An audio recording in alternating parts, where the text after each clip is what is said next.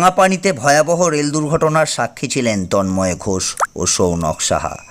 দুজনের বাড়ি হুগলির ধনিয়াখালীর মদনমোহনতলায়। দুই বন্ধু যুবক ধান কাটার কাজে গিয়েছিল প্রায় 3 মাস আগে। এদিন শিলিগুড়ি থেকে বাড়ি ফেরার পথে রেল দুর্ঘটনায় আহত হয় তন্ময় ও সৌনক। ঘটনার বেশ কিছুক্ষণ পর পরিবারের কাছে ফোন আসে, ছেলেরা রেল দুর্ঘটনায় আহত হয়েছে, বর্তমানে উত্তরবঙ্গ মেডিকেল হাসপাতালে ভর্তি আছে। সৌনকের বাবা পেশায় মাছ বিক্রেতা ও তন্ময় ঘোষের বাবা চা বিক্রেতা।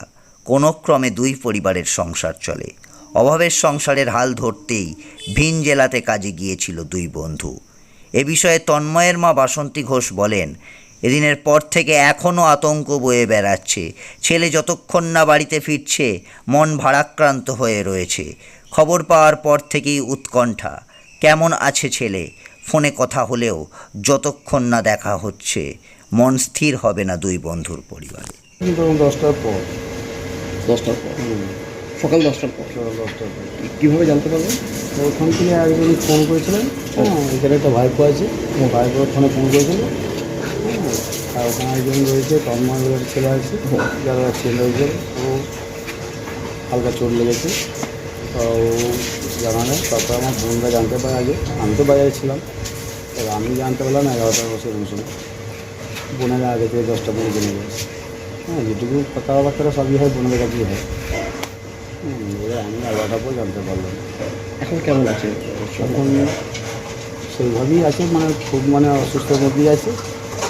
সুদিন আগে যেখানটা লাগায় যে ভেঙে গেছে সেখানটা অপারেশন করতে ওই কথাটা চলছে। এই অবধি এখন একটু জেনেছি, কালকে রাতে অবধি। কিসের জন্য গিয়েছিল ছেলে?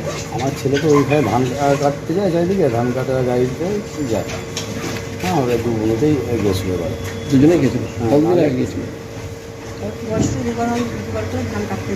বছরে 2-3 মাস যায়। এবার ব্যাপার হচ্ছে 3 মাস এলো। এবার বাড়ি ফেরার কথা 2 দিন আগে। এবার গাড়ি অসুবিধা নাহলে গাড়িতেই ওরা চলে আসে, ধানকাটা গাড়িতেই চলে আসে। তো ওদের গাড়ি আটকে থাকার জন্য বলতে তাহলে ট্রেনে চলে আসবে, মালিক বলে ট্রেনে চলে আসবে। ওই ট্রেনে আসছিলো, এবার এই তো দুর্ঘটনা ঘটে গেছে। কতদিন আগে বেরিয়েছিল বাড়িতে? বাড়িতে বেরিয়েছে ধরুন 2 মাস আগে। মাঝে একবার এসেছিলো, আবার চলে গেলো 2 মাস। 2 মাস পর ফিরছিল। আপনি কি যাবেন নাকি?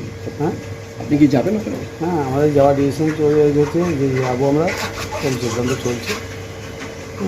কেন পয়সাগুলো তো ব্যাপার, আমাদের রাস্তাটা অনেক।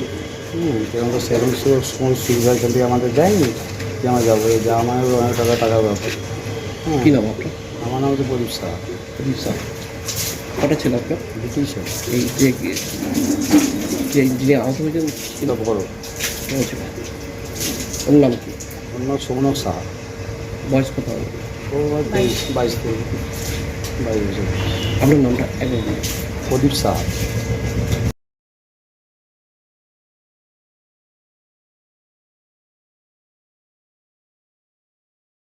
আমরা যখন জেনেছি তখন মোটামুটি ওখান থেকে একজন ফোন করেছিলেন, তখন ওই 9টা 9:30 এরকম সময় হবে ফোন করেছিল। তো ওর ফোনটা তো ওখানেই ভেঙে গেছে। এবার ওকে তো আমরা কন্ট্যাক্ট করতে পারছি না, কিন্তু ওই ধনেখালিরই ওর একজন বন্ধু গিয়েছিল। ও ওর ফোনটা একটু ভালো থাকা, ও কন্ট্যাক্ট করেছিল। কি নাম? ওর নাম হচ্ছে তন্ময় ঘোষ। আর দু বন্ধুতেই গেছিল? বন্ধুতে গিয়েছিল। কতদিন আগে গেছিল দিদি? গিয়েছিল 3 মাস আগে। ও প্রতি বছরই ধান কাটার কাজেই ও যায়। এবার দিয়ে ওর ফেরার কথা ছিল আপনার 2 দিন আগে। এবার এখান থেকে 2টো গাড়ি আছে, সেই কারণে গাড়িতে না ফিরে আনতে পারেনি বলে গাড়ি ওরা ট্রেনেই চলে আসছিল। এবার এরকম হওয়াতে আমরা তো প্রথমে কোনো খবর পাইনি, কাঞ্চনজঙ্ঘা এক্সপ্রেসে। এবার দিয়ে খবর পাইনি, যখন ওই তন্ময় ফোন করলো, আমাদের তো বাড়িতে মানুষের বুঝতেই পারছেন কী অবস্থা। বাড়ির ছেলে যখন বাড়িতে না কি বলবো আর। দিয়ে আমাদের একটা ভাগনা আছে, পাশাপাশি ভাগনা আছে, তো ওকে বললাম। আর এখানেরই ধনেখালিরই একজন ছেলে, ও শিলিগুড়িতেই রেলে সার্ভিস করেন। দিয়ে ওখানকে ওর সাথে যোগাযোগ করে কন্ট্যাক্ট করে এখনও পর্যন্ত ওই সব কিছু করছে। এখনও আমরা গিয়ে পৌঁছাতে পারিনি। আর তারপরে কালকে বাড়িতে বিধায়ক এসেছিলেন, বিডিও সাহেব এসেছিলেন, থানা থেকেও সব এসেছিলেন। কিন্তু এখন কাজ হচ্ছে আমাদের যাওয়া ওখানে, কিন্তু এখন অবধি আমরা যেয়ে উঠতে পারিনি। কি করেন সৌনকের বাবা? কি করেন? সৌনকের বাবা মাছ বিক্রি করেন, মাছ ব্যবসা করেন। কিন্তু সেইভাবে তো ওদের আর্থিক সম্বলটাও তো নেই যে আর ওখানে যাওয়া তো 2-1 টাকার ব্যাপার না। এবার সেই কারণেই এখন উনি যে পৌঁছতে পারেনি, কিন্তু যেমন তেমন করতে যেতে তো হবে। রেল থেকে কোনো কিছু সাহায্য হাত বাড়িয়েছে বা রেল থেকে যেটা সাহায্যের হাত বাড়িয়েছে বলতে, এবার ওর সাথে তো সেভাবে কথা হচ্ছে না, এই যেটুকুনি কথা হচ্ছে তন্ময়ের সাথেই কথা হচ্ছে। তো তন্ময় জানিয়েছেন যে ওখান থেকে মানে 2.5 লাখ টাকা মতন মানে দিয়েছে, সৌনকের হাতে দিয়েছে। কিন্তু এখনো অবধি কতটা কি দিয়েছে আমরা তো নিজের চোখে জানি না, বা ওর সাথে সেইভাবে তো কথা হয়নি, ঠিক করে আমরা বলতেও পারছি না। মানে এখন টোটালটাই ধোঁয়াশার মধ্যে আছেন। টোটালটাই ধোঁয়াশার মধ্যে আছে। এখন কেমন কি আছেন দুজনে? তো তন্ময় একটু সুস্থ আছে, কিন্তু আমার সাথে সকালবেলা একটু কথা হয়েছে, মানে ওর যে পায়ের যে হাতের যে চোটটা আছে, হাতের চোটটা মারাত্মকই হয়েছে বলছে, যে হাত এখনও পর্যন্ত ও ঠিক করে নাড়াচাড়া করতে পারছে না। পায়ের ব্যথাটা আছে, কিন্তু হাতের ব্যথাটাই এখন সব থেকে বেশি ইনজুরির মতো হয়ে আছে। যে ছেলেকে কিভাবে বাড়ি নিয়ে আসবো সেটা আমরা বুঝতে পারছি না। মানে অনেকটাই টেনশনে আছে। হ্যাঁ, কিন্তু মানে অসমাদি বলে গেছেন যে সরকার তরফ থেকে, রাজ্য সরকারের তরফ থেকে মানে সমস্ত রকম মানে ওর ট্রিটমেন্টের খরচ বা বাড়িতে পৌঁছে দেওয়ার ব্যবস্থা ওনারা করবেন। কিন্তু যে পেশেন্টকে নিয়ে চলে আসবো তারপরে কতটা কী করবে সেটা তো আমরা বুঝতে পারছি না।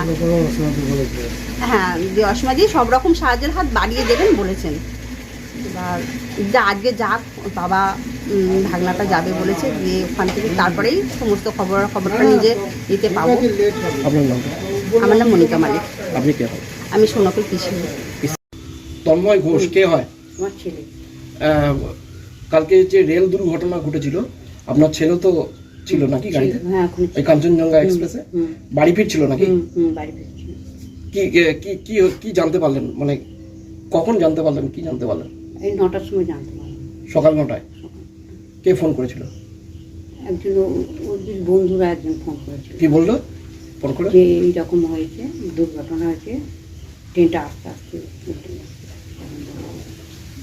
মানে খোঁজ খবর নিয়েছিলেন ছেলে কেমন কি আছে না আছে?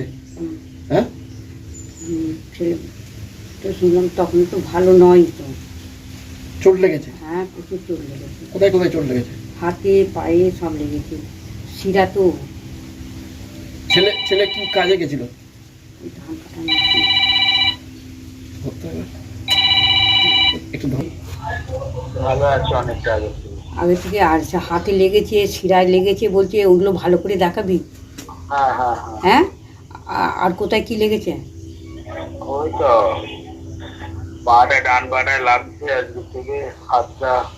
আর তোর এমনি ওই হাতটা, পাটা ভালো করে দেখাবি, পাটা, হাতটা। হ্যাঁ হ্যাঁ আর তুই সবসময় বলছে আমার কিছু হয়নি, কিচেনে ওই রকম বেশি হয়েছে কাল থেকে। ঠিক আছে ঠিক আছে।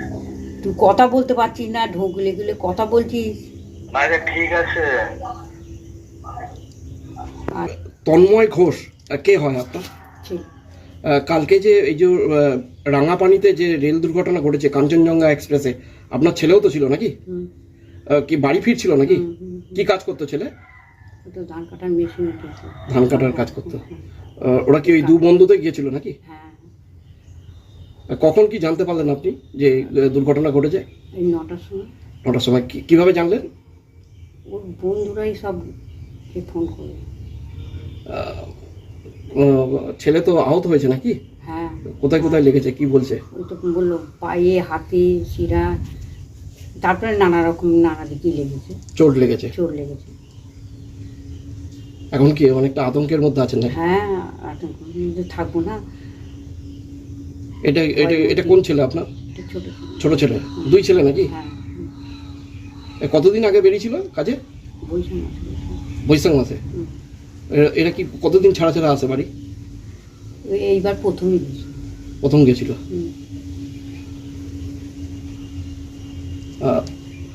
আরেকটা যে ছেলে আছে কি করেন উনি? এইসব কম্পিউটারে সব কাজ করে। হ্যাঁ, আর এই তন্ময়ের বাবা? চায়ের দোকান। চায়ের দোকান। মানে চায়ের দোকান থেকে আপনাদের সংসার চলে নাকি? হ্যাঁ, ওই সব। মানে এখন কি অনেকটা আতঙ্কের মধ্যে আছেন? আতঙ্কে থাকবো না। সেটা আবার কিরকম আছে, আবার এসে আবার কিরকম থাকবে, যতক্ষণ না বাড়ি ফিরে আবার দেখতে না পাচ্ছি। কেউ যোগাযোগ করেছিল আপনাদের সাথে? কারা যোগাযোগ করেছিল? ওই দিদি ওর ওই সব এসেছিলো, ওরাই যোগাযোগ, ওখানে ফোন করলে যোগাযোগ করে দিল। এমএলএ টেমএলএ সব এসেছিল? হ্যাঁ, সব এসেছিল। ভিডিও সাহেব এসেছিলেন? হ্যাঁ, থানা রেল থেকে যোগাযোগ করেছিল? থানা থেকে এসেছিল, আর অসময় দিদি এসেছিল। আচ্ছা আচ্ছা, খোঁজ খবর নিয়ে গেছে। আপনার নামটা একটু বলুন। বাসন্তী ঘোষ। বাসন্তী ঘোষ। ঘোষ। আর পাশাপাশি থেকে আমি যাতায়াত করি, আমাদের স্বজাতি, আমাদের সব। আচ্ছা, জানেন যে রেলে যে দুর্ঘটনা ঘটেছে? হ্যাঁ, হ্যাঁ? কালকে এলাম তো, কালকে সবাই এসেছিল, দেখলাম রেলের দুর্ঘটনা ঘটেছে। এখন কেমন আছে, কিছু খবর পেয়েছে? আগে কি বলছে, একটু ভালো ভালো আছে। ওরা কি ওই ধান কাটার কাজে গিয়েছিল না? কাজে গেছে, বুঝলাম তো, এবার পাশাপাশি থাকি তো, সবটা ঠিক করে বলতে পারবো না। এখন ভালো আছে ছেলে? ভালো আছে। কি নাম আপনার? স্বপন ঘোষ। স্বপন ঘোষ। অনেকজন আহত হয়ে হসপিটালে ভর্তি আছে। তাদের মধ্যে দুজনের বাড়ি হচ্ছে ধনিয়াখালী মদনমোহনতলায়। একজনের নাম তন্ময় ঘোষ আর একজনের নাম হচ্ছে সৌনক সাহা। এবং অ্যাক্সিডেন্টের পরই বাংলার মাননীয় মুখ্যমন্ত্রী মমতা বন্দ্যোপাধ্যায় সেখানে দৌড়ে গেছেন এবং যারা হসপিটালে ভর্তি তাদের সকলের সাথে তিনি দেখা করেছেন, কেমন আছেন সবার সাথে দেখা করে যখন আমাদের এই দুজন তন্ময় ঘোষ এবং সৌনক সাহার কাছে দিদি মানে মমতা দি যান, তখন যখন শুনেছেন যে ধনেখালিতে বাড়ি, সঙ্গে সঙ্গে সবারই ফোন নাম্বার নিয়েছিল এবং তার সাথে সৌনক এবং তন্ময়েরও ফোন নাম্বার নিয়ে ওখানে করেছে এবং তাদের বাড়ি পৌঁছানোর দায়িত্ব রাজ্য সরকার নিয়েছে। আমি তাদের সাথেও ফোনেও কথা বলেছি এবং তাদের বাড়িতেও গিয়েছিলাম, তাদের পরিবারের পাশে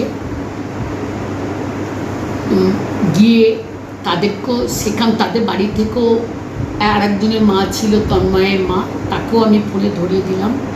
তারা আপাতত ভালো আছে এবং আমাদের সরকার দেখছে যে তাদেরও অ্যারেঞ্জমেন্ট আনার ব্যবস্থা করছেন। আমরা দেখে আমার সঙ্গে সকালেও কথা হয়েছে যে কিভাবে আসবে না আসবে সেটা আমাদের সরকার দেখে নিচ্ছে। বলছি, তাদের পরিবারের পাশে গেছিলেন, যেটা আমরা জানতে পারছি যে তাদের মানে কোনো রকমের সংসার চলে, তারা যেতে পর্যন্ত পারছে না, এই বিষয়টা কীভাবে দেখছেন? আমরা দেখে নিচ্ছি, আমার সঙ্গে কালকেও কথা হয়েছে। সৌনকের বাবা এবং আরেকজন কেউ রিলেটিভ যাবে বলছিল, কারণ যেহেতু রেলের এই প্রবলেম তারা যেতে পারছে না। ওরা রাত্রে 8টার সময় মনে হয় ধর্মতলা না কোথা থেকে একটা বাস ছাড়ি কুচবিহারগামী যে বাস, তাদের যাওয়ার কথা আছে। আমি এটা নজরে রেখেছি। সকালেও আমার ডিএম ম্যাডামের সাথে কথা হলো যে তারা আজকেই কি তাদের মানে ফেরানোর ব্যবস্থা করছে কি, মানে আজকে যদি না ফেরে অবশ্যই ওরা যাবে, সেটা আমরা দেখে নিচ্ছি কি করে করা যায়। তো ওদের সাথে আমার অলরেডি কথা হয়ে আছে। রেলের একটা বারবার এরকম একটা দুর্ঘটনা, এর আগেও দুর্ঘটনা দেখা যাচ্ছে, কি বলবেন? প্রথমত হচ্ছে যে এটা অলরেডি কালকে আমাদের মাননীয় মুখ্যমন্ত্রী মমতা বন্দ্যোপাধ্যায় তিনি সেখানে পৌঁছেছেন এবং তিনি তার বার্তা এবং তিনি যা বলা তিনি বলে দিয়েছেন, এটা আমি আর বলবো না।